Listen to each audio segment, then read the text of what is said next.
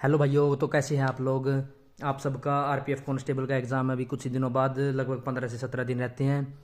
तो भाई इस वीडियो में हम बात करेंगे कि भाई आप जीके में कैसे अपना स्कोर बूस्टअप कर सकते हैं। रिवीजन आप कर चुके हैं, बार बार रिवीजन कर रहे हैं और आपका स्कोर इंक्रीज़ नहीं हो रहा है मॉक टेस्ट में या फिर किसी भी ऐप पे मतलब आप मॉक टेस्ट लगाते हैं तो स्कोर इंक्रीज़ नहीं हो रहा है। तो इस वीडियो में हम यही बात करने वाले हैं कि भाई आप अपना स्कोर कैसे इंक्रीज़ कर सकते हैं और रीजनिंग में मैथ में और जीके में कौन से टॉपिक ज़्यादा इंपॉर्टेंट है। स्पेशल जीके के लिए वीडियो है। तो जीके में हम बात करेंगे भाई हर एक सब्जेक्ट के मतलब हर एक अलग अलग सेगमेंट के, जैसे हिस्ट्री, ज्योग्राफी, पॉलिटी, इकोनॉमिक्स और सब में कौन से इंपॉर्टेंट टॉपिक है जो आपको करने चाहिए। क्योंकि आप जानते हैं कि मैंने आरपीएफ एसआई का भी एग्ज़ाम दिया था तो वहाँ भी 50 क्वेश्चन ही आए थे, जैसे अब आरपीएफ कांस्टेबल में आने वाले हैं। तो इसको लेकर हम बात करेंगे इस वीडियो में। तो चलिए वीडियो को शुरू करते हैं। तो आइए दोस्तों, हम बात करेंगे कि पहले जीके में आप हिस्ट्री में क्या रिवाइज करना चाहिए कि आपको भी आप लास्ट रिवीजन में अपने मॉक टेस्ट में भी इंक्रीज होगा जिससे, और आपके एग्ज़ाम में तो ऑफकोर्स होगा ही अगर आप इस स्ट्रैटेजी को फॉलो करोगे और ये रिवाइज कर लो जो मैं आपको बताऊंगा इस वीडियो में। तो सबसे पहले देखते हैं कि हिस्ट्री में आपके इंपॉर्टेंट टॉपिक्स है, जैसे सिंधु घाटी सभ्यता। वहाँ से आपको एक क्वेश्चन ज़रूर देखने को मिलेगा, लगभग हर एक शिफ्ट में एक क्वेश्चन ज़रूर आएगा वहाँ से। और क्वेश्चन ये ऐसा हो सकता है कि भाई जैसे नदी की कौन सा स्थल कौन सी नदी पर है, या किसने उसको खोजा था, कब खोजा था डेट, जैसे सिंधु घाटी का 1921 में, ऐसे मतलब कोई भी डेट या फिर किस नदी के किनारे है, ये वाली चीज़ आएगी एक तो। और एक बात करें कि भाई आगे मतलब सिंधु घाटी से एक क्वेश्चन हो गया आपका, और इसके बाद आप चले जाइए कि उस पर मौर्य साम्राज्य पर, क्योंकि वो भी बहुत इंपॉर्टेंट है कि उसमें अशोक के भी वो शिलालेख है, उससे क्वेश्चन बन सकता है बिल्कुल, और एक जूनागढ़ अभिलेख से भी क्वेश्चन बन सकता है। फिर उसके बाद आप आगे चले जाइए दिल्ली सल्तनत पर मुगल काल, और सबसे ज़्यादा इंपॉर्टेंट है जो वो है कांग्रेस अधिवेशन। कांग्रेस अधिवेशन से श्योर आपको एक या दो क्वेश्चन मिलेंगे, क्योंकि पूरा हिस्ट्री की बात करें 50 आउट ऑफ 50 क्वेश्चन, तो वहाँ से आपको लगभग 4 से 5 क्वेश्चन आपको हिस्ट्री से देखने को मिलेंगे। तो यहाँ कांग्रेस अधिवेशन से कर लीजिएगा। लगभग आरपीएफ एसआई में तो इससे दक्षिण साम्राज्य से आया नहीं था, कुछ चोल चेर राजवंश इनसे, तो इनसे तो कुछ आया नहीं था, मेरे वाले शिफ्ट में तो था नहीं, और बाकी का मुझे कोई आइडिया नहीं है। लेकिन आप फिर भी इसको एक बार रिवाइज कर लीजिए, आपके मॉक में भी इंक्रीज होंगे, क्योंकि मॉक में तो ये क्वेश्चन आते ही हैं। तो उसके बाद हम बात करें कि पॉलिटी, आरपीएफ एसआई में बताऊं कि आपको पॉलिटी की बहुत ज़्यादा अहमियत है, क्योंकि आरपीएफ एसआई में मेरे वाले शिफ्ट में खासकर पॉलिटी से बहुत क्वेश्चन थे, जैसे अनुच्छेद से या फिर संविधान संशोधन अमेंडमेंट, और कोई भी मतलब किसी भी टाइप के जो पॉलिटी में होता है वो सब मतलब बिल्कुल ओके वगैरह क्वेश्चन थे, बिल्कुल अच्छे क्वेश्चन थे, और लगभग 6 से 7 क्वेश्चन थे। तो हो सकता है कि आपको आरपीएफ कांस्टेबल में भी ऐसे ही क्वेश्चन देखने को मिल जाए। तो आप पॉलिटी को अच्छे से रिवाइज कर लेना, पॉलिटी को हो सके तो 2 बार रिवाइज कर लेना, क्योंकि अच्छे खासे क्वेश्चन बनने वाले हैं इसमें। अब बात करें कि तीसरा हम इकोनॉमिक्स की।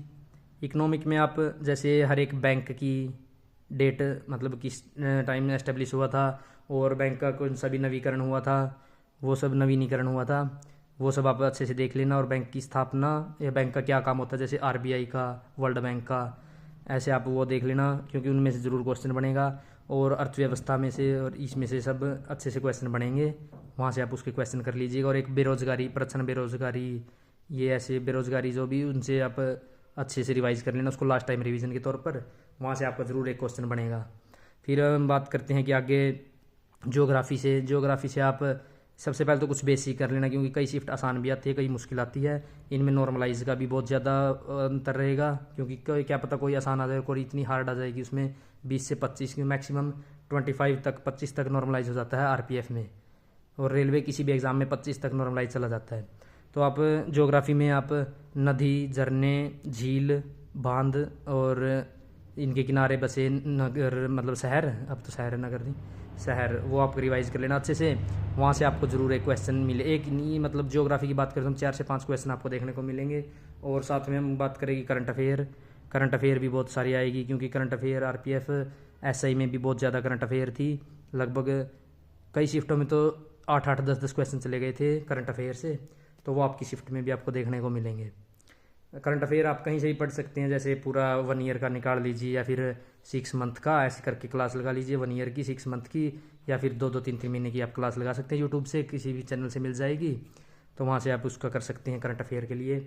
और अब बात करें कि भाई आपका जैसे हिस्ट्री का हो गया सारा, और स्टैटिक रह गई, स्टैटिक जीके में आप स्टैटिक जीके में वाद्य यंत्र उनके कलाकार, और मतलब शास्त्रीय नृत्य हो गया, लोक नृत्य है।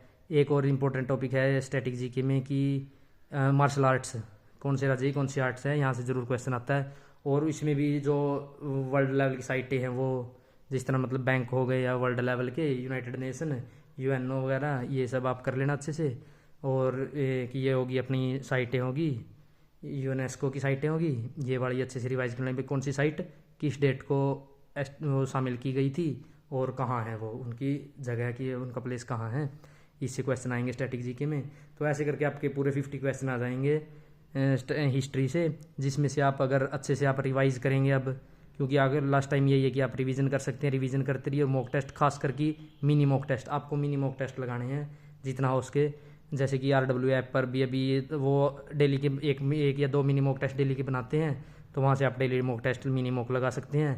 क्योंकि फुल मॉक तो आप लगाएंगे, लेकिन आपका अब तक तो शायद टाइम भी मैनेज हो गया होगा, तो आपको मिनी मॉक की ज़रूरत है, क्योंकि वहाँ से आपको हर एक टॉपिक की अलग अलग क्वेश्चन मिल जाएंगे। और फिर उसके बाद आप एक फुल टेस्ट लगाइए, पहले दिन में मिनी मॉक, फिर शाम को एक फुल टेस्ट। ऐसे करके आप अपने RPF कांस्टेबल की तैयारी अच्छे से कीजिए। जिस किसी प्लेटफॉर्म पर या ऐप पर आप मॉक टेस्ट लगाना चाहते हैं, वहाँ से आप मॉक टेस्ट लगाइए। सभी टीचर अच्छे मॉक टेस्ट बनाते हैं। और कहीं से भी आप लास्ट टाइम रिवाइज करना चाहते हैं, वहाँ से रिवाइज कीजिए। और बस यही था इस वीडियो में कि जीके की कैसी थी। और नेक्स्ट वीडियो लेके आएंगे हम कि भाई RPF मैथ में या रीजनिंग में आप कैसे अपना स्कोर बूस्टअप कर सकते हैं। तो जय हिंद साथियों।